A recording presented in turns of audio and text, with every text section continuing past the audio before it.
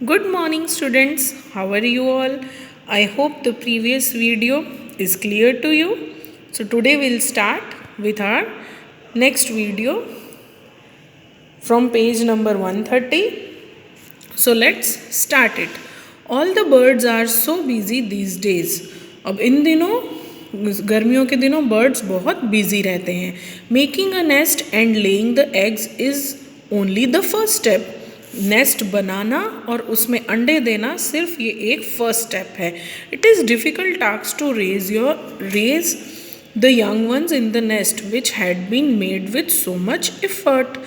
अब ये एक बहुत डिफ़िकल्ट टास्क है कि जो छोटे बच्चे हैं उनको बड़ा करना, ठीक है, जिनके लिए इतनी मेहनत की है मतलब यहाँ वहाँ से टहनियाँ उठाई हैं, अच्छे साफ कॉटन ली है जिससे नेस्ट बना है. Birds have many enemies. Birds के बहुत सारे दुश्मन हैं. ह्यूमन यानी इंसान एंड अदर एनिमल्स टू, और दूसरे जानवर भी. Crows and squirrels, cats and rest, all of them wait for a chance to steal the eggs. कौवे, स्क्वेरल, कैट, रैट, ये लोग क्या करते हैं, सिर्फ एक मौका ढूंढते हैं कि कैसे अंडों को चुराया जाए. Many times they even break the nest, और बहुत बार क्या करते हैं, वो घोंसला ही तोड़ देते हैं. To keep oneself safe from danger, to find food, make a nest, hatch the eggs and raise the chicks safely, all these are test for every bird.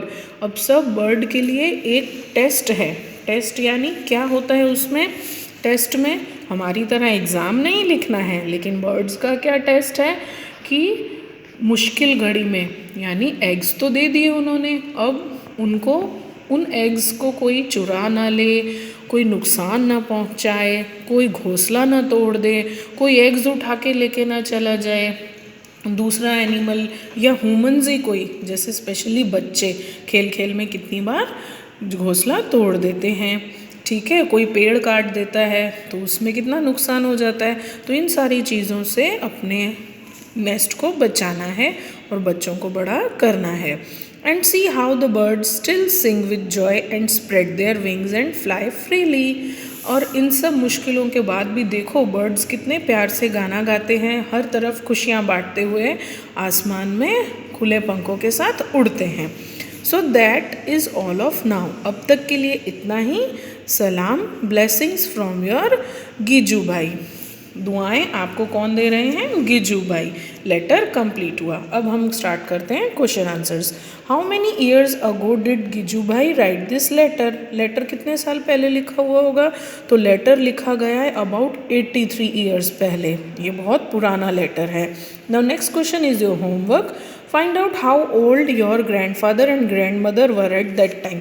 अगर उस टाइम से आपके ग्रैंड पेरेंट्स हैं तो ये आपका homework है, उनकी एज लिखना. तो अगर नहीं है तो आप लिखोगे दैट ग्रैंड पेरेंट्स आर, यानी जो भी उनकी एज है इस एज के वो नहीं हैं, ठीक है. This letter talks about many different birds. ये लेटर में बहुत सारे बर्ड्स के बारे में हमने बात की है. क्रो, स्पैरो, रॉबिन बर्ड, ठीक है. तो how many of these birds have you scene, कितने देखे हैं आपने, उसके आपको यहाँ पे नाम लिखने हैं. How many other birds have you seen, which ones. अब उनके अलावा यहाँ पे हम लिखेंगे कौन से आपने देखे हैं. तो हम सब ने देखे हैं vulture, eagle, parrot and peacock. Then have you seen a bird's nest, क्या किसी बर्ड का नेस्ट देखा है, तो यस हम सब ने देखा है. वेयर डिड यू सी, तो कहाँ पे देखा है. It is obvious that we have seen a bird nest on a tree in our garden. या तो अवर हटा के बेटा you can also write garden. Okay, it is your choice. Now on the next page, which is your favourite bird, can you show your friends in the class how it flies and what sound it makes.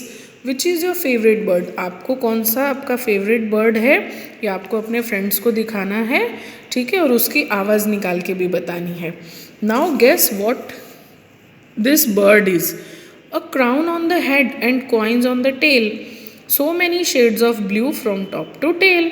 Clue, it is our national bird. Clue means एक हमको idea दिया गया है, ठीक है. तो national bird कौन है, peacock.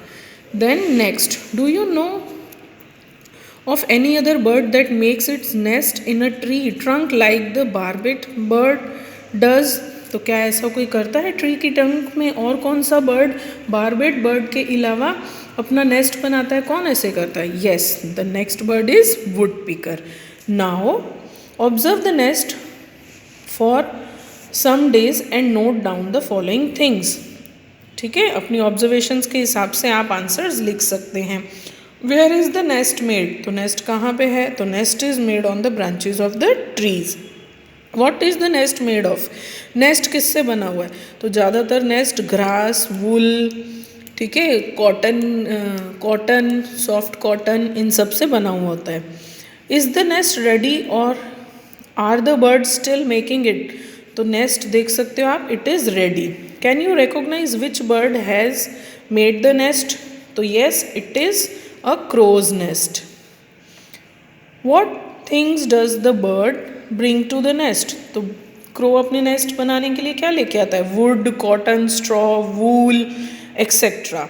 Is there any bird sitting in the nest? Baby birds are sitting in the nest. Nest में कौन बैठा रहता है?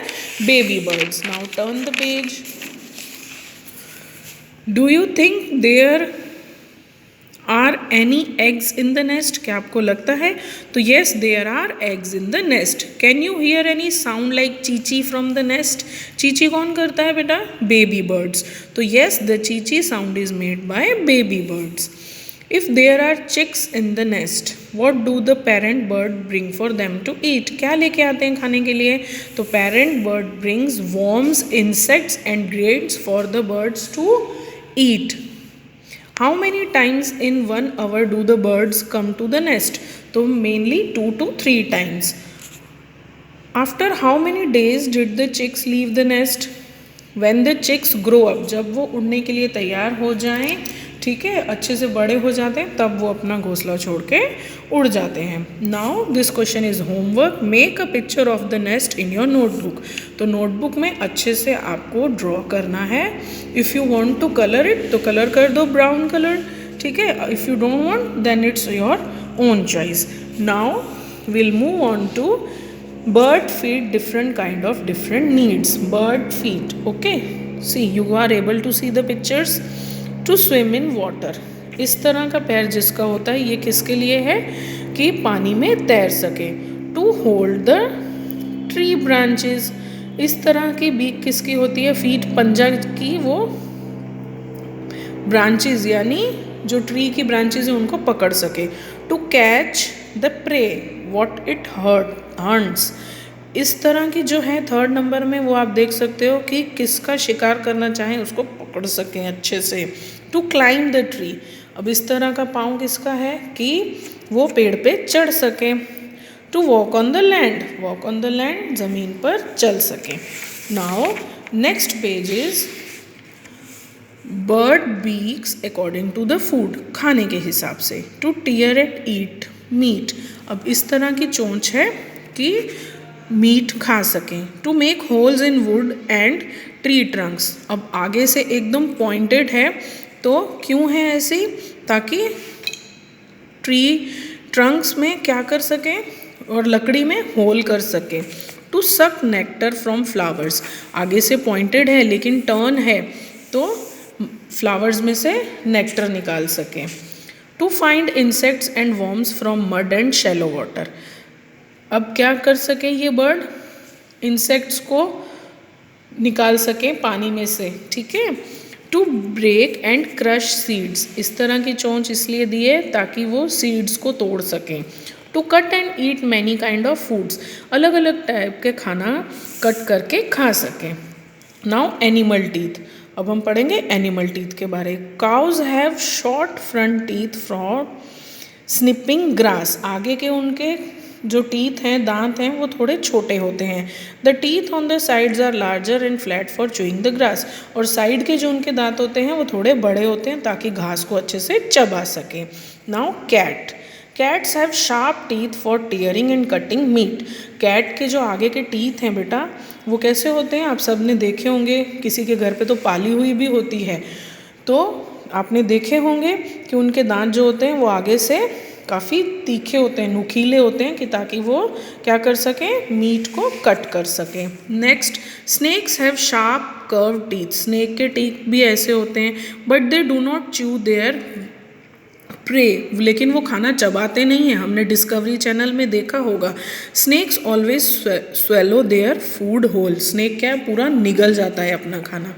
Squirrel front teeth keep growing throughout their life. Squirrel यानी गिलहरी के आगे के जो टीथ होते हैं वो पूरी ज़िंदगी उनके थोड़े थोड़े बढ़ते रहते हैं। They have to keep grinding on things to keep their teeth for becoming too long. अब उनको कुछ ना कुछ चबाते रहना है पड़ता है उन दांतों से, नहीं तो उनके दांत वो बहुत लंबे हो जाते हैं, बढ़ जाते हैं। Now this question, this you have to do as your homework.